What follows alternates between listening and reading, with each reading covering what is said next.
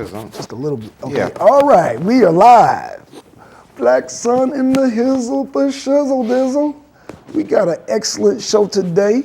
Today we're going to be dealing with drone warfare coming straight out of Georgia. And I got an interesting guest panel. To my right, I want to introduce my panel. How you doing there today, sir? I'm good. All right. It's good to have you on the show. Yep. It's All Kevin right. Karen, representing the Georgia Peace and Justice Coalition in Atlanta. Cool. All right. And to his right, we got King of the Hebrew Oh Israelites. my goodness. No, I be your servant, your kinfolk, Gidon Ben Yasharal, baby.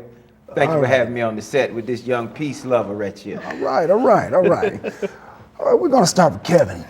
Sure thing. You know, I read the thing that says Georgia Tech making killer drones, killer robots. Yeah. So May 2013, this past year, the Georgia Peace and Justice Coalition became aware of some work that lawmakers, researchers, and business professionals in Atlanta and the Georgia community in general were working on basically using our tax dollars to fund research and develop business around drone technology. Okay.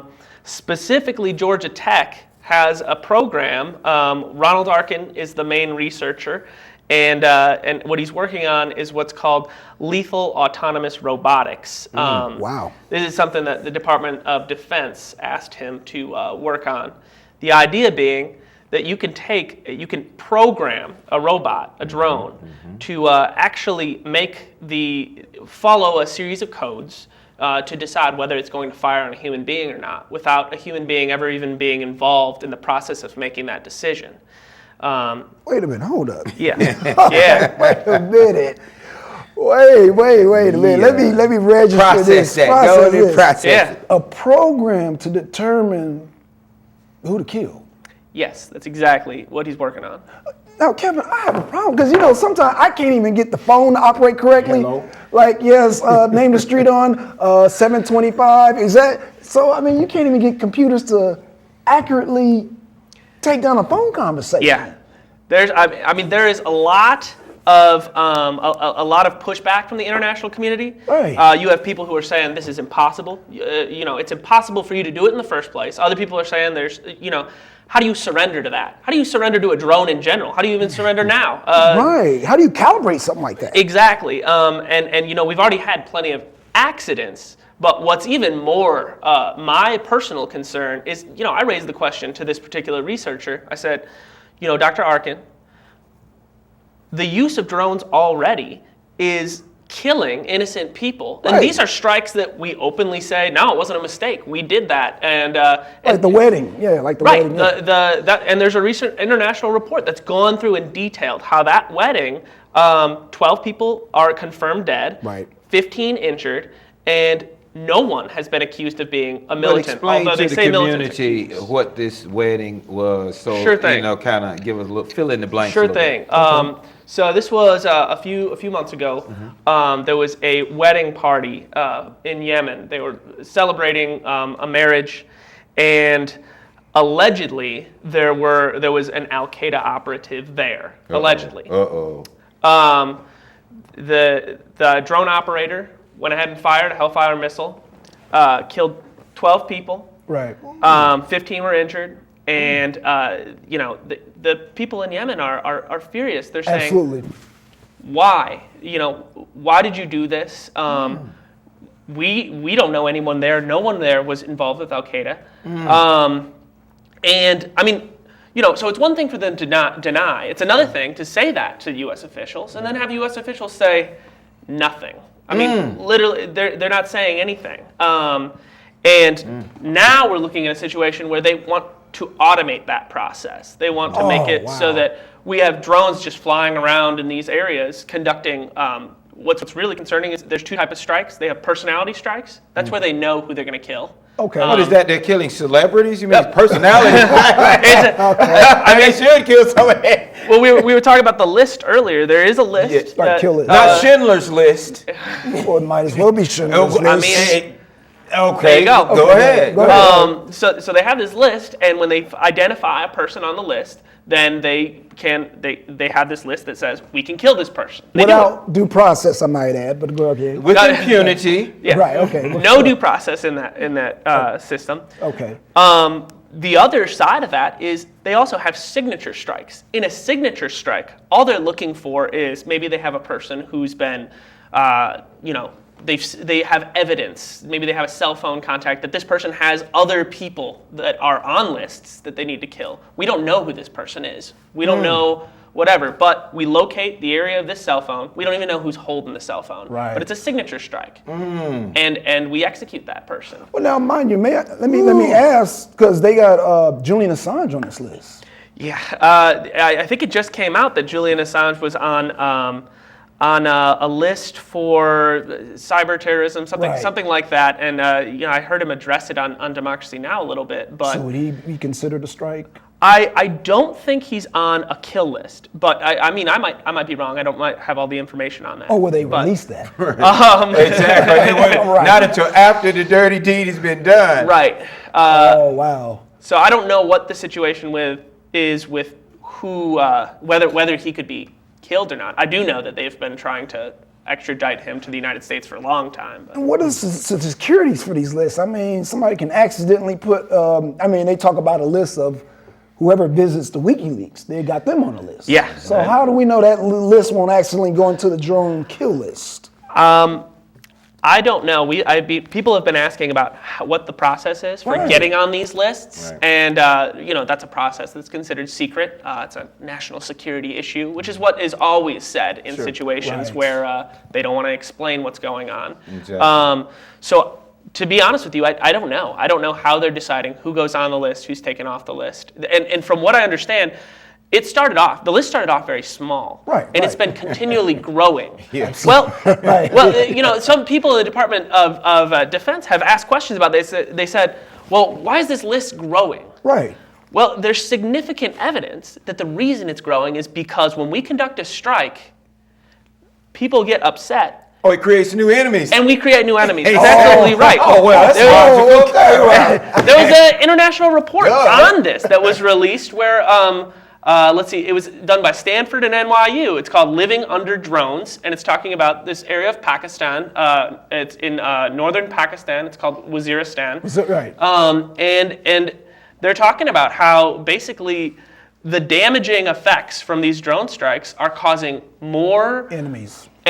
more animosity towards the U.S. And there was a young girl, 9 years old. She was here a couple weeks ago. She met with members of Congress. Only 5 people showed up. I think Representative Grayson from Florida was the one who kind of set it up. Right.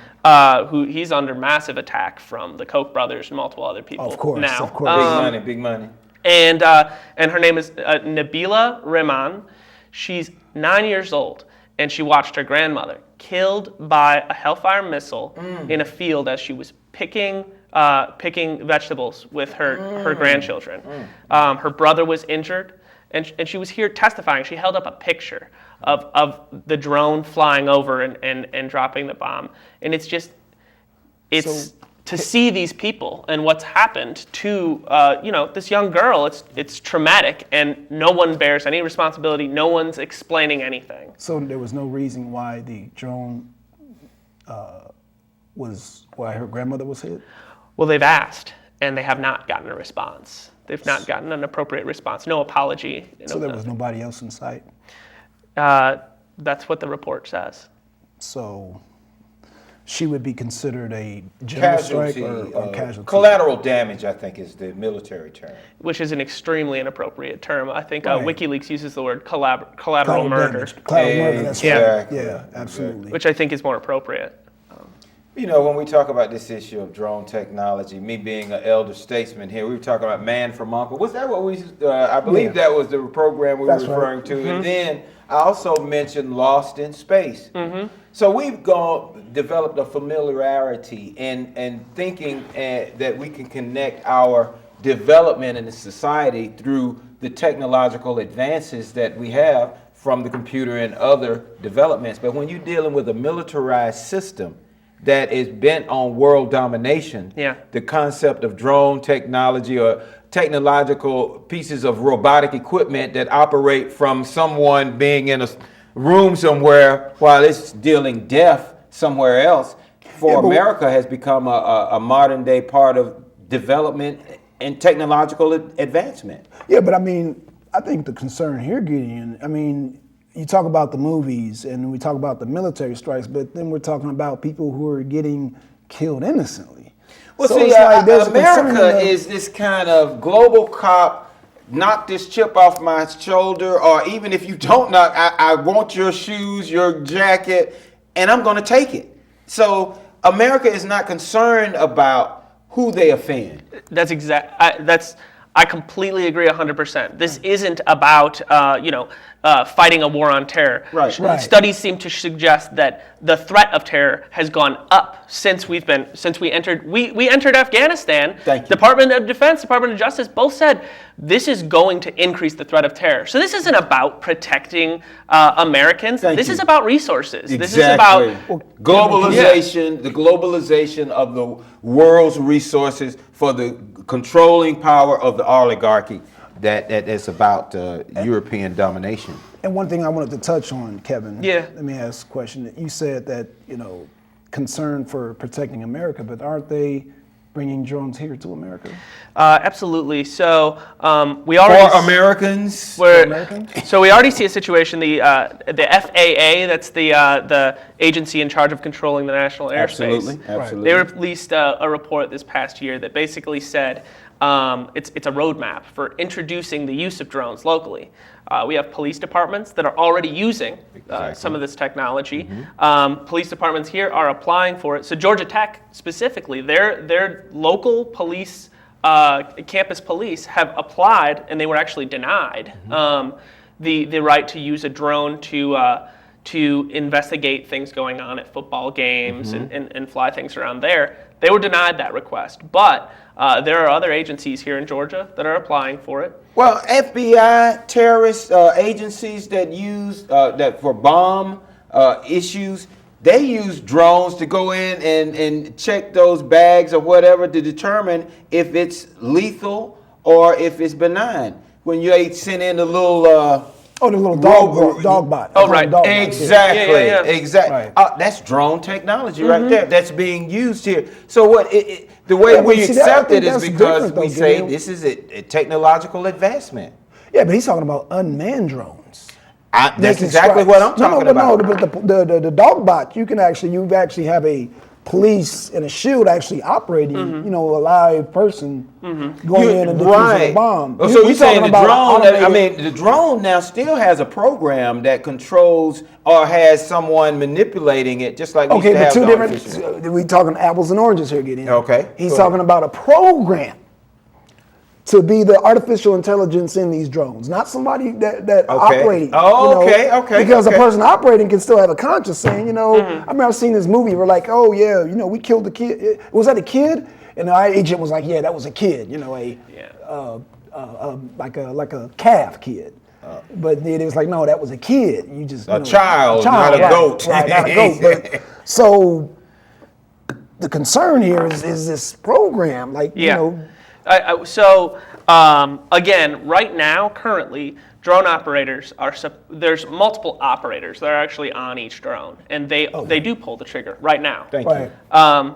And it's very clear to me and everyone else who's paying attention to what's going on internationally that it's inappropriate. They're Absolutely. killing Right. innocent people. Yes. Now, what the researcher at Georgia Tech, Ronald Arkin, is working on is to make this program that you were referring to that will do it all alone. No humans So involved. that's the next Why level. no We haven't- humans? Okay, wait. Why no humans? Well, Not that I'm condoning humans, yeah. but I mean, at least, so Emotions, indecision. yeah, these are the type of things that Dr. Arkin argues. He says, well, humans make errors, Exactly. and Oh, wow. this is his hypothesis. He says this Yes. is not proven, but he says that a drone, a lethal autonomous robot, will be more moral in the battlefield than a human could be. Wow. That's what he's saying. Yes. And there's reason to listen to him when he's saying these things. What are some of the points he made? So some of the points that he makes is that, first of all, if you have a robot, it can get much closer and identify a subject than a human can. A human can't do that without risking their own safety. The drone robot doesn't have to worry about that. Okay. Some of the other things that he's saying is that there's this concept that in training, if a human is trained long enough to shoot down something, that the human becomes more likely to shoot down something, even if it's or take the shot. Oh, Desensitized. right. Post-traumatic Right. stress disorder. Right. So he's saying that the drones won't be subject to that kind of issue. He's also saying that the drone will not tire out. It will not suffer from being tired because this is just a program that's running, whereas a human operating a drone gets Right. tired over an extended period of time. Now, those are just some of the arguments for. And so his claim is that it won't be perfect, but less innocent people will die because of lethal autonomy. Less innocent people will die. That's his claim. And so we are morally impaired to make this technology. Oh my goodness. Morally required to make this Yes, technology. Okay, but Kevin, my argument is that, I mean, he wants to replace the actual operator too, though, right? Yeah. So, So no what operators what anymore. would his argument be? I mean, I see his argument as far as like, okay, less soldiers on the field. Yeah. I can see that making Yeah, that and point. we're saving lives. And this But and how that. is he saving lives if I'm behind, with a PlayStation 3 joystick zapping people? Well, How he is just that- explained now. He's saying the program will make the determinations about the person or thing that it's supposed to destroy that the human may, through fatigue or emotional indecision. or Right, no, other but he's talking about an aspects- actual soldier, right? I'm talking about, this is what Ronald Larkin is working on. He's Okay. working on a program to do Right, that. right. Right now, a soldier does it. Exactly. But he's working on a program to do it. And he's saying that will save lives. Now, that's his argument for. And that's Exactly. what the U.S. media generally is putting forward when it's addressed. Right now, this is not addressed at all in the U.S. media. But Right. when it is rarely addressed, it's always kind of feeding the positives. And then when you look at the negatives, well, there are some pretty serious concerns for negatives. Absolutely. And one of them, I think possibly the most important, being that this will increase the likelihood that war happens because Right. there's nothing at stake. We don't have to worry about putting lives at risk. Our public won't care because they're not, sending their sons and daughters to war. We're just sending a robot in to kill a bunch of people, and nobody has to think about it. And so that's going to have consequences. Hello. That's going to have some serious consequences internationally. And then the main issue that Dr. Arkin does not address at all is the fact that he said this will more perfectly adhere to international law. I said, Dr. Arkin, these flying robots, they don't adhere to international law right now. What's to make you think Right. that you're going to give this program to them and they're going to program it to follow international law? Right. Well, Have human rights. I mean, Right. international law says that the strike that you did on the wedding party, the strike that you did on Nabila's grandmother, Right. the strike all these strikes On are Iraqi. illegal. Exactly. But it doesn't matter to the administration. Thank you. Because since September 11th, all of these new laws were pushed forward under Rumsfeld, Right. under Dick Cheney, under right. Bush. Yes. They pushed through all these policies that say we can do whatever we want if we're fighting terror. So Exactly. you just give it a name. Endless War Act. And, Endless yeah. War Act, Yes. Yeah. National Defense Authorization Act, Yep. Homeland Security, Patriot Act. The authorization for the use of military force, that's cited nonstop, especially for strikes in Yemen. Absolutely. Wow. Well, see, again, how we determine what implications this has on the masses of humanity has to be mirrored against, in my estimation, the global community that are utilizing their resources to control the world. Because at the end of the day, the people that are poor are not developing drones. No. The Right. people that are just trying to survive, it is the controlling elite that want to take the resources and the land from the poor. And don't forget labor. It- We could use drones to knock off the labor there. so That's I want to absolutely ask the this case, young yeah. man, though. I mean, when you look at this, I mean, Yeah. obviously we're benefiting, not just you as a European Mm-hmm. male. We living in this country are benefiting, whether we're on the low end or the high end. How do you see this from a world community perspective, because this is the Endless War Act really plays right into the drone technology so that they can perpetuate war on anyone with impunity. How do you think that feels? I mean, for the world community at large, the world family. For me, I think that a lot of what George Orwell was warning about in 1984 has come. I mean, that's reality now. Right. When people are killed abroad, we don't see the faces of the dead in the U.S. media. Right. We don't see who these people are. We don't even think of them as people a lot of times, and that's how it's being put forward. Right. I think in the book, George Orwell calls them unpeople, and that's exactly what, in a twisted way, this has become. People need to. We as humans need to recognize, like, borders don't matter. Humanity is at stake, and right now you're right. I mean, we live within the empire. And we don't. If we don't ask questions, then we don't have to think about it. But I think in order to be a decent human being, in order to make a difference, to stop this, to have peace, we have to ask these questions, whether we put ourselves at risk or not. And that's one of the things that I'd like to see. Well, Black believes in this system. Black believes in a democratic process. Black has voted for this system, and he recognizes, as many of the civil rights activists, even though we've been beaten and dogs hosed on and experimented on, there are many of us that are patriots in this fight against economic inequality and social inequality. Yeah. But at the end of the day, we don't have the power to change. So if you've got these power elite that use technologies like drones and chemical technologies and our foods and all these other things, in your estimation, how do we fight back? And I want to ask you, at the head of the arena, how do we fight? That you say we vote for the system on the off chance that they're using the drones on us. I'm gonna let Kevin. Well, go ahead, Kevin. My answer is this, and I just thinking about history and some of the stuff that you mentioned, I think we fight back with our feet. We get in the streets. That's right. We go, we march. The Georgia Peace and Justice Coalition and School of America's Watch are sponsoring a march that's going to be in late April to May. So late April, starts in late April, I think the 26th, and then ends on May 5th. We're going to march from School of the Americas in Columbus, where a lot of people, and we're going to march 100 miles up to Georgia Tech to raise awareness about what's going on. And I think that you can vote. I have nothing against voting. I think voting is a good thing. But the fact is, when you're part of a system that is just completely, now money is freedom of speech. Thank you. Right. Thank you. Corporations are people. And I like this young man.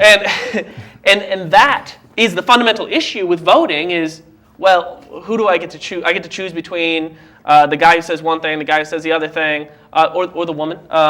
Hillary is clearly the favored person in the next election. But some of the interests are the same. The left and the right are both all complicit in this drone war. Yes. And it's because the people benefiting are not people that you want to piss off. They're not people you want to make uncomfortable.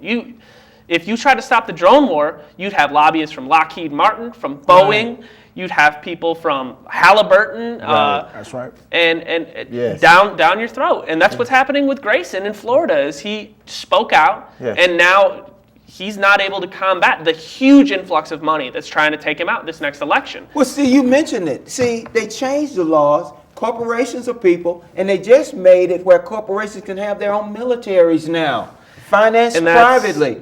And not only, and then drones, see, I'm sure, play a big on part the of that. heels of that, definitely. they just came back with your governor, raw deal, dirty deal, low deal. You know who I'm talking about. Yeah. He now just came back and said that the Confederate people can use the Confederate flag on the tags, Did he and really? then money go to the Confederate organizations. And guess what? He wouldn't even talk to the people that voted him in the office. Well, let me ask this, because I know we talked about.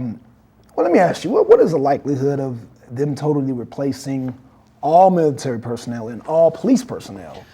Well, I'll tell you this.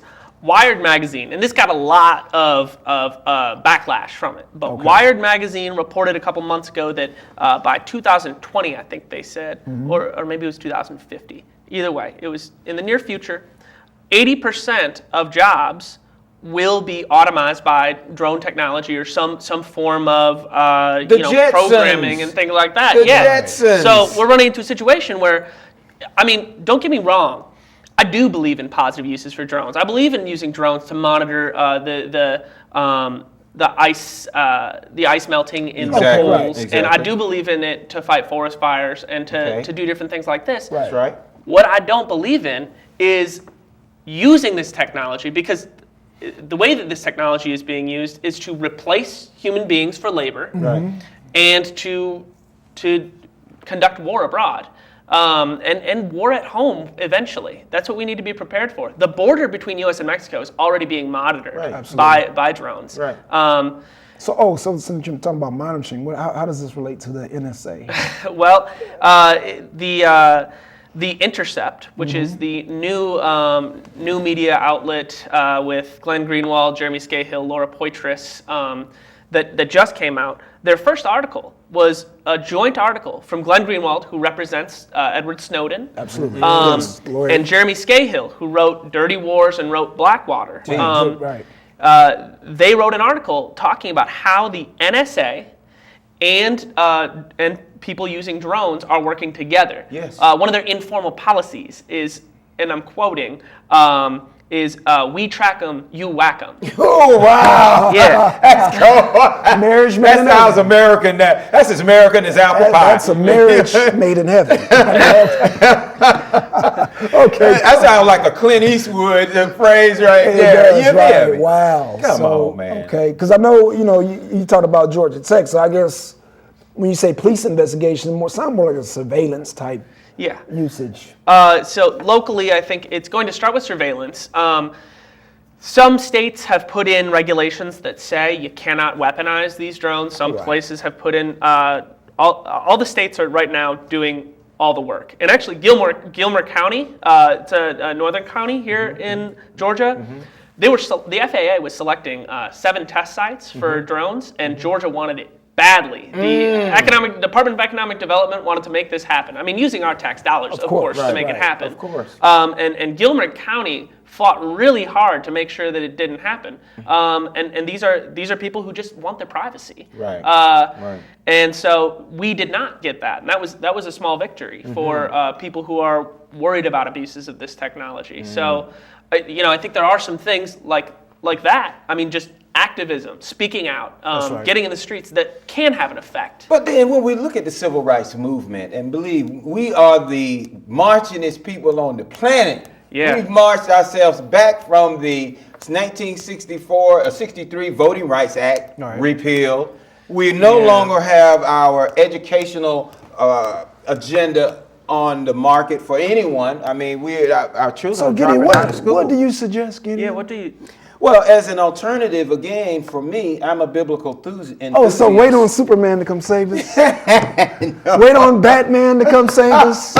Wait on Wonder Woman to come save us, is what you're saying? No, I'm simply saying that the activism that we must encourage is what we're doing right now. Joint communal communication to develop a network of knowledge that will help to support community activism. That activism, as far as marching, has not proven to really make a change.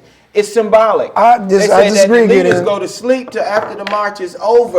I believe it played a big part. Tiananmen Square. What did let's do talk there about in China. China? I mean, we can go down the list. They rolled those tanks over those people with impunity, and America kept them as their most favored nation status. See, there's a globalization of the resources and the drone technology that you're talking about that's been popularized through the Jetsons and other media that has helped to condition our minds to say this is where we're going. This is the development of technology and how America is going to maintain its control of the world and the minds of the people that's on it. But I think a mass movement will get a lot of attention from your congressmen and senators and all that. Goodness. That's all. The congressmen, like I said, the Republicans, the Democrats, the Independents are all in it together.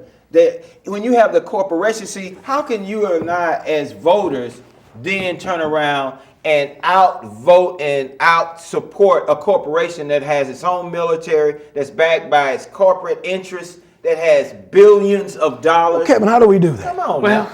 I think this is an age-old question. I think this, from the beginnings of civilization, you have one group that is going to try to reap benefits off of the labor of another group, that is going to try to control resources of the other group. Right. So my thought is the only thing that we can do is I think talking about it makes a difference. I do That's the think that beginning. getting in the streets, I do think that that making it known that, hey, this isn't okay, you at least make somebody's job a little more difficult. And that starts raising questions. That starts making people say, I mean, because I went to school as a child. I grew up thinking, okay, you got George Washington. He was unanimously elected the first president. He never told a lie. These are the Right. narratives. Chop down a cherry tree. I mean, these are the narratives that are talked to me. You had Columbus who discovered the world. Well, you didn't mention that he cut off the hands of women and children because they couldn't gather enough gold. Right. And the people there were people already there. Yeah, I Right. mean, this was somebody's home, and we took it.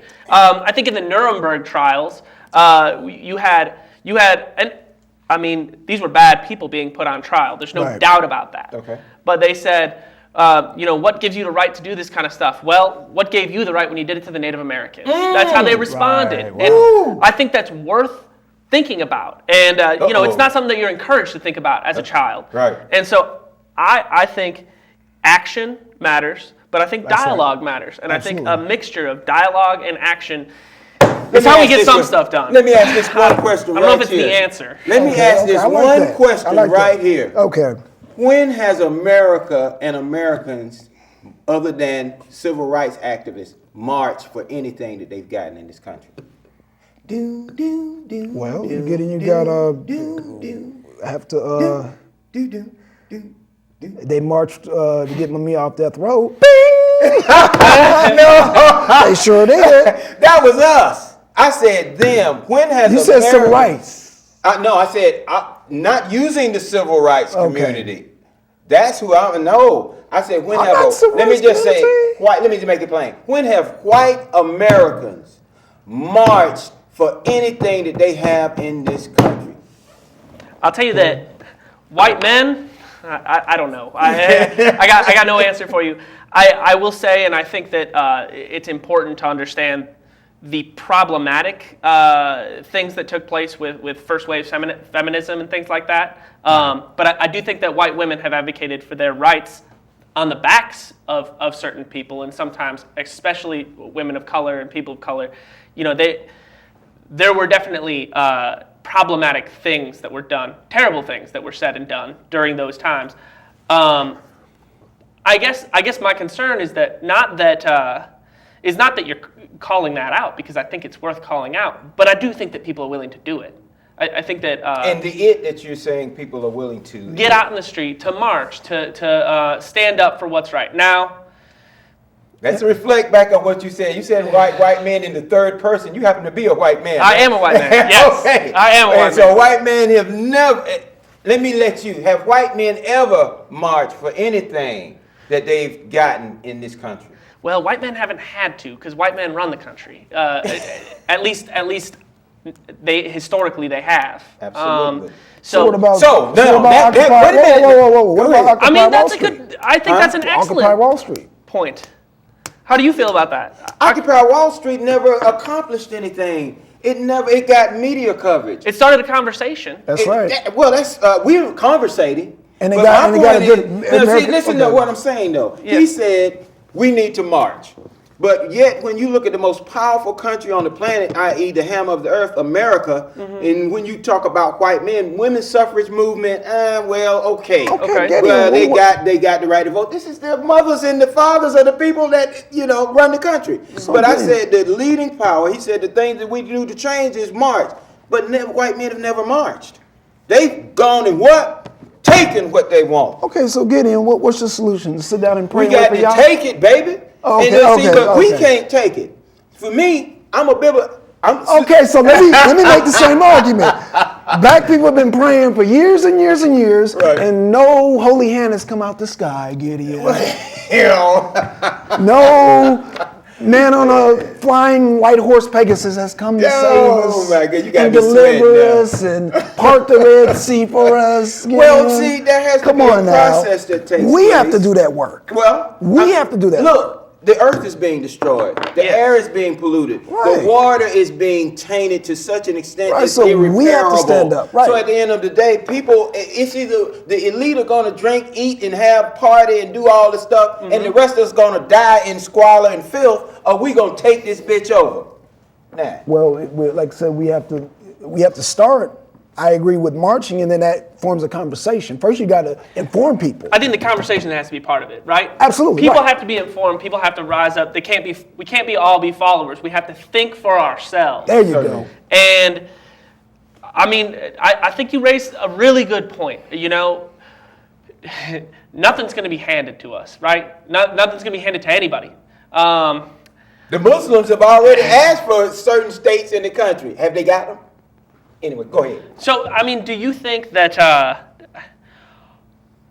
when you say go out and take it, I would argue, and I think that there's no question about it, that the way historically the imperialists, the white European men of the world have settled the world and created this chaos that we have, this system of hierarchy,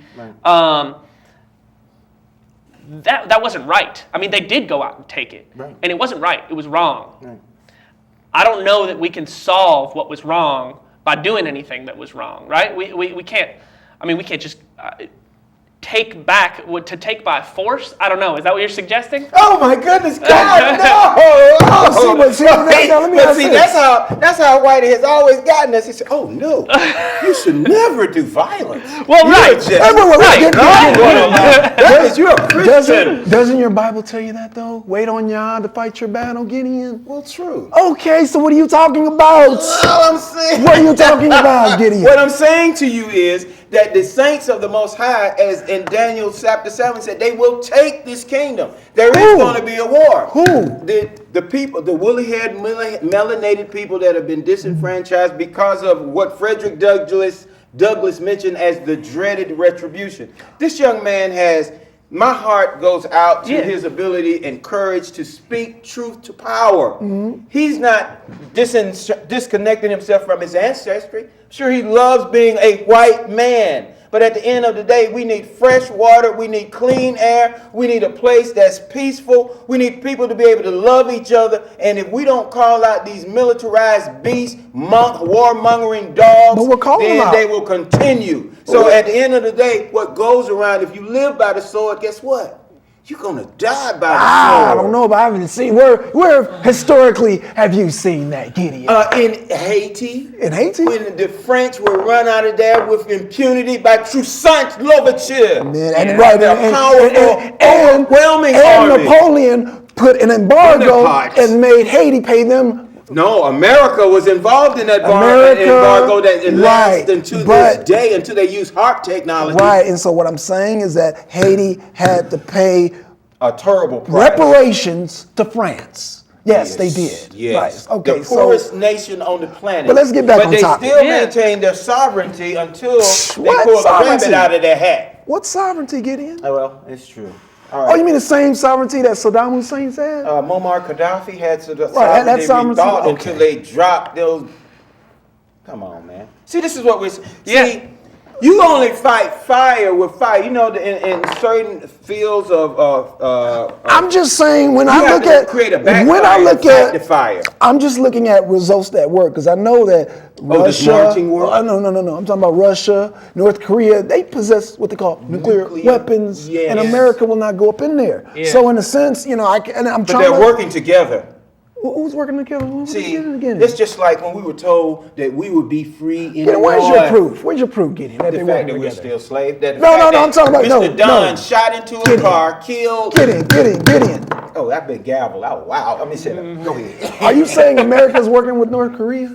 Is that what you're saying? I'm saying To a certain extent. What extent? The extent is that America, just like capitalism in general, has to have an evil bad guy that they look to galvanize the people so that they can say, these are the enemies, i.e. Al-Qaeda, i.e. some ethereal evil entity, the triad of evil that has been created. Well, I'm so trying the to- minds of the American people would have really based on a series of television programs. Don't really. They just, whatever the government tells, oh yeah, triad of evil, these are bad guys, okay, let me back to my sports. Let me ask you this. So you talk about fighting fire with fire, right? So right now we have a situation in Ukraine. Yes. Right. And at first you had, well, I would argue that the European Union really started this by saying, we want a trade deal with Ukraine. Ukraine said, okay, we're interested. And European Union said, well, Russia can't be part of it. You have to cut off your ties with Russia. Oh. That's some serious stuff, right? That's because right. we're talking about a new Cold War line. Exactly. And Ukraine, and Putin says, why can't we all three have a trade agreement? That's right. Why can't we all three get involved? Exactly. European Union and Washington denies it. They Exactly. both say, no, that's not going to happen. Right. So then you have people in Ukraine who, some of them want to go into the European Union, into the Western sphere of influence. Right. Some of them want to stay with Russia. And then you got some people, you got a fascist element that's been left over since Nazi Germany Right. that is present. Yes. And now you have chaos in the streets. Now Right. it started off with some really decent people, some moderates in the streets who wanted democracy, who wanted to make a decision as a group. Right.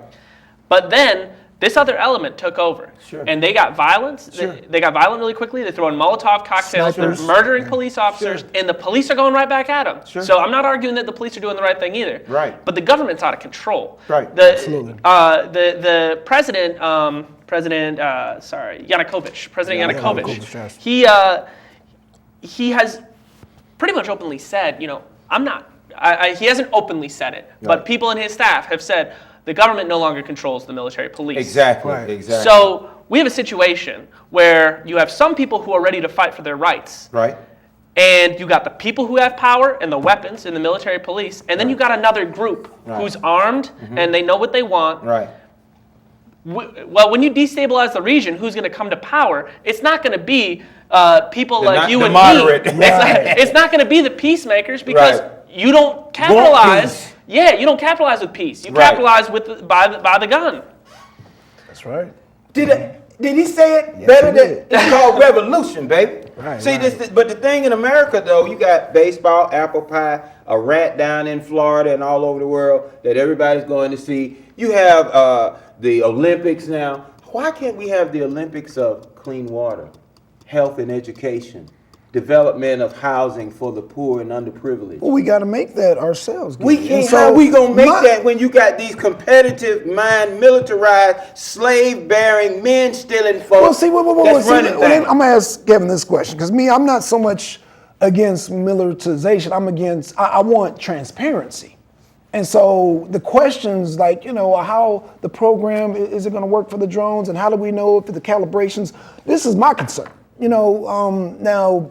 In essence, you want to go with the program and try to fix it as we go along. I mean, if they're going to bring the drones in, they're going to bring the drones in. So what I'm saying is that I want checks and balances with these drones. You know what I'm saying? I don't want them to take it over the labor force. I really don't want them flying in the sky. But if they, you know what I'm saying? But this is what America has shown you, the progress and development of its technological advances that's all what they've envisioned for your future. sir. Okay, so why not have checks and balances like we talked about before? People are not answering questions. We need to put that pressure on Who's them. gonna saying, check back Cheney and Bush? We're Cheney the people. shot his lawyer on his property, Right. had the lawyer come and apologize for getting shot, and then the police couldn't even get on the property until they let him on. When you got this kind Right, of so power, who enforces that? That's what I'm It's trying to still tell you you. still have people to enforce this. You have to have people to be your military. You have to have people to be your military police force. It takes actual people to enforce it. At the end of the day, you still got people programming these drones. So well, if you they've have got a majority of job. people, You got people working for Monsanto that are probably your relatives, So and their mothers and fathers are so proud of them that they're doing genetic engineering on all the seeds. They're making a 6-figure salary, living in a big house, and they say, "My daughter and son, and I'm so proud of them. They genetically created a new organism. Isn't that special?"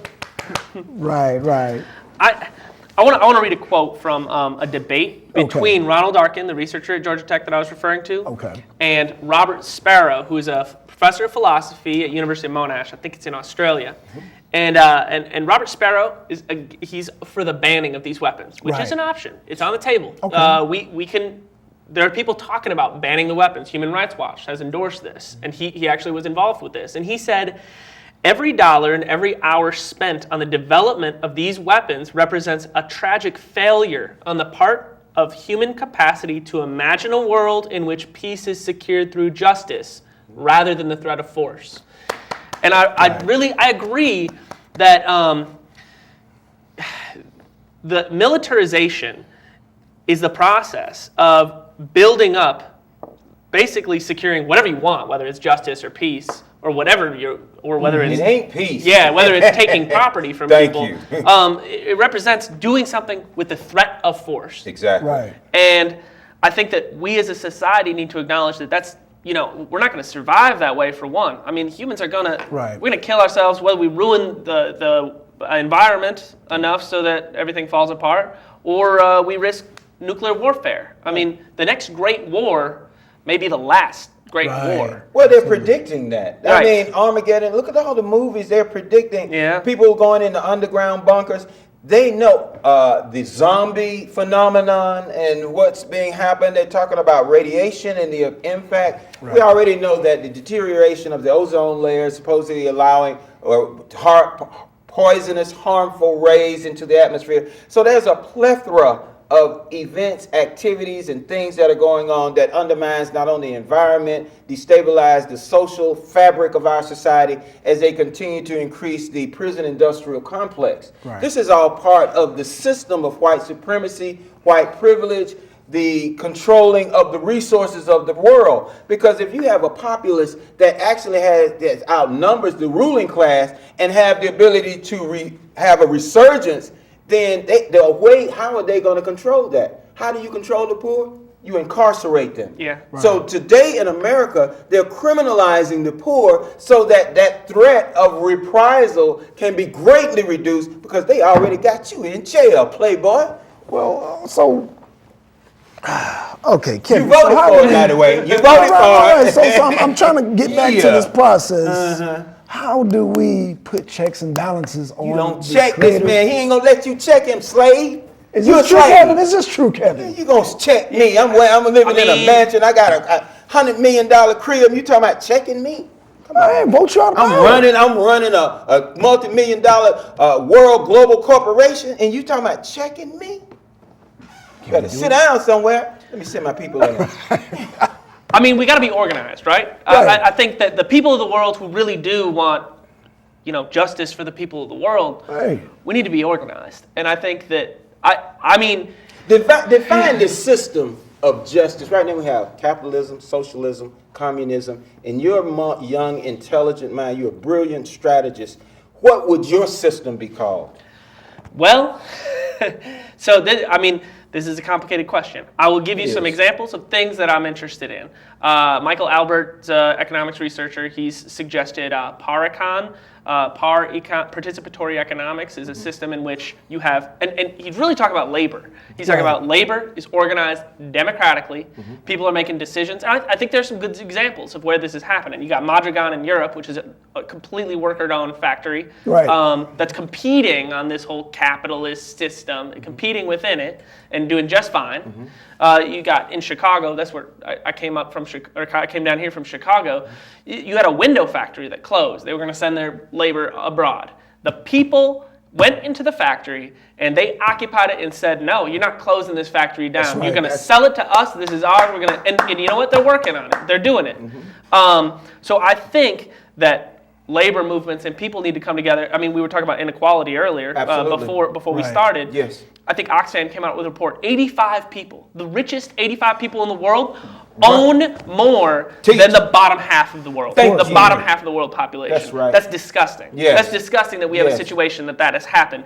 And I think that what we can do is we have to be organized. I think that labor is one way to do That's it. I right. think that these peace and justice coalitions, I think, sitting here talking about it, the more people that we can get informed, the more people we can get involved, because like you said, nobody's going to hand this to us. It's not. You can't just go check.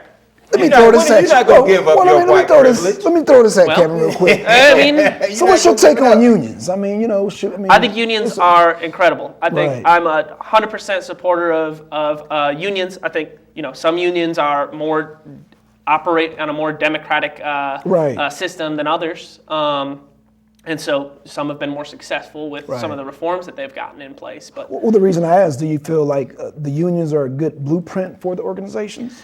I mean, this type of procedures and maybe the coming together, discussing problems. absolutely, I think when people get together and they discuss things that affect them and how they can influence policy, how they can cost people who are making money, cost them money so that they got to change the system. Right. I mean, that's why there's been a war on unions. There's been a war on unions Absolutely. since Reagan. Absolutely. I mean, Right. we have Jimmy seen Hoffa.